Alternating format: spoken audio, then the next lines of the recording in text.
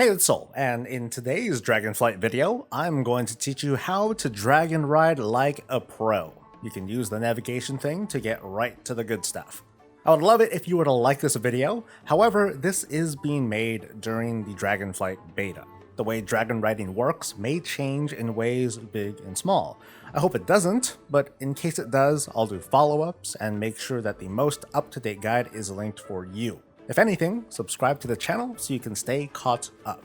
We'll speed run through the basics. Dragon riding is nothing like swimming in the air, which is how regular flying in World of Warcraft has worked.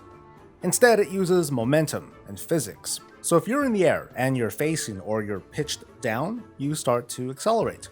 If you pitch further down to a vertical dive, for example, you accelerate faster, but of course, you're not exactly going anywhere. Whatever the case, as you accelerate, you eventually get to max speed when your mount starts to glow. You gain a buff called Thrill of the Skies, and you're tearing through the sky at well over twice the speed of a regular flying mount. Maintaining max speed is essential to pro flying, that way you can get to the highest altitudes, the hardest to reach places, and all with relative ease. At the start, players will have 3 Vigor points that you can spend to activate dragon riding abilities. You build Vigor by being on the ground, mounted or not, and while you're flying at max speed. An energy bar starts building, and when it fills, you get 1 point. Dragon riding talents increase your maximum Vigor and the recharge rate, so it's a very good idea to earn talents by collecting dragon riding glyphs scattered across the 4 Dragon Isle zones. But you probably already know about the glyph stuff, and that's not what this guide is for. I'm here to teach you how to fly like a pro, even without these talents. When flying, your pitch determines your rate of acceleration. Slightly pitching down causes you to lose altitude, but it increases your rate of acceleration. There are a few visual indicators that tell you how fast you're going. With no wind effects, you're going sort of slow. When you start seeing wind trails, that's when you know you're going pretty fast. Your mount starts to glow and you get the Thrill of the Skies buff when you're at max speed. At first you're thinking, well, okay, that means to maintain max speed, you've got to always be pitched down just enough to keep your momentum. While in motion, pitching up does not immediately take you out of max speed, but you do lose that momentum, leaving you a few moments before you start losing speed. Pitch up too high, and you lose speed that much faster. Now let's talk about Skyward Ascent. Novice dragon riders will quickly understand that Skyward Ascent will let them take off and to also regain altitude, because dragon riding normally means pitching down a bit, and maintaining or gaining altitude in a longer flight means to use this ability.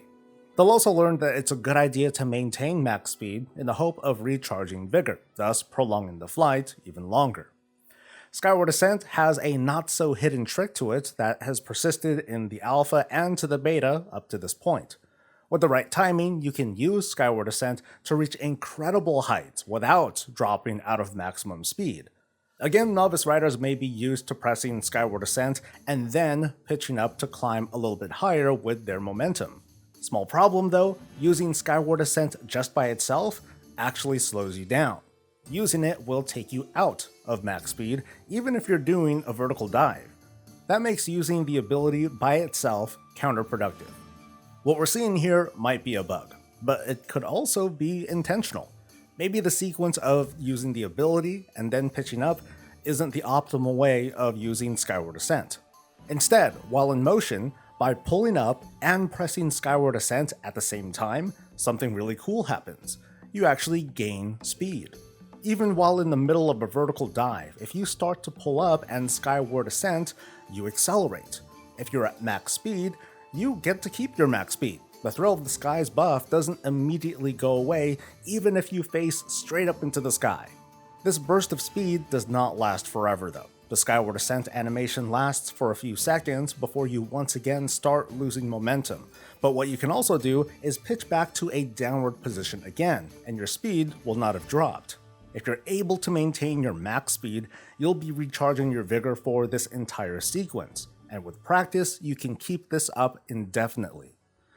Again, I don't know if this is intended. It could change. But the way this trick works sort of reminds me of driving on a freeway, where sometimes there's those, kind of loop-de-loops, but the road is slanted a little bit. It makes you accelerate into the turn a little bit because the momentum is meant to keep you firmly on the ground at that angle. Now maybe I'm not describing it so well, but that's the best that I can manage. It's not so far-fetched to say that using Skyward Ascent after you start climbing is something that you're going to learn with skill, and mastering it rewards you with this burst of speed. It's like a hidden talent point. With full dragon riding upgrades, this potentially lets you climb to the highest altitudes on the Dragon Isles without too much effort. But I don't consider this trick to be essential for travel, not at the slightest. It's just really satisfying to feel as if I'm good at dragon riding, and this is how the game rewards me for it. So let's review this real quick, starting from the ground. First, take off, either by jumping off a ledge or using Skyward Ascent. Get to a decent speed that you're comfortable with. The faster, the better, but with practice, you'll need less and less. Once you're at your desired speed, start pitching up, and then, at any time, slam Skyward Ascent, and then change your desired direction, preferably towards the sky. After a second or two, hit Skyward Ascent again to keep climbing, or pitch back down to maintain your speed before you start losing momentum.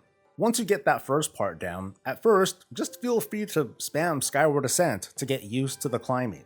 Between timing and lag, you'll get accustomed to how long you can wait between Skyward Ascents in order to maximize your climb.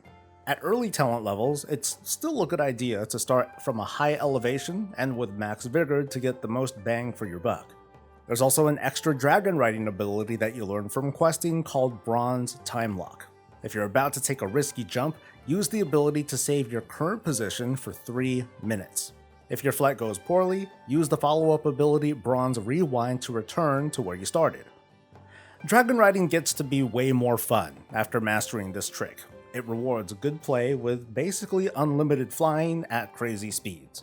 It might not be as chill as regular flying that lets you hover and AFK while heading to your destination, but with a mastery of dragon riding, there's no need to AFK if you're already there.